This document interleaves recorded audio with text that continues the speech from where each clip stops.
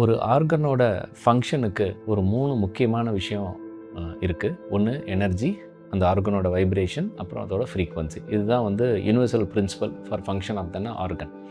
So இந்த energy, frequency and vibration மாறுச்சுன்னா அந்த ஆர்கன் ஒரு நோய் உற்றதாகிடும். ஒரு நோய், அதாவது உடம்பு சரியில்லாமல் ஆகிடும், இல்லைன்னா அது ஒரு பிரச்சனை வர ஆரம்பிச்சிடும். இந்த ஹீலிங் ப்ராசஸில் நம்ம அந்த ஆர்கனோட ஃப்ரீக்வன்சியும் வைப்ரேஷனையும் மாற்றி அதோட எனர்ஜியை நம்ம கரெக்டாக பேலன்ஸ் பண்ணுறப்ப அந்த ஆர்கன் ஆரோக்கியமாக பழைய நிலைமைக்கு அது மாற்றப்படும். இது யாரெல்லாம் பெனிஃபிட் அடைவா அப்படின்னு பார்த்தீங்க அப்படின்னா, யாருக்கெல்லாம் வந்து ஒரு உடம்புல டயர்ட்னஸ் இருக்கோ, இல்லை ஏதாவது எந்த நோயாக இருந்தாலும் வந்து ஃப்ரீக்வன்சி மாறி இருக்கணும், இல்லை வைப்ரேஷன் மாறி இருந்தால் மட்டும்தான் ஒரு நோய் உண்டாக முடியும்.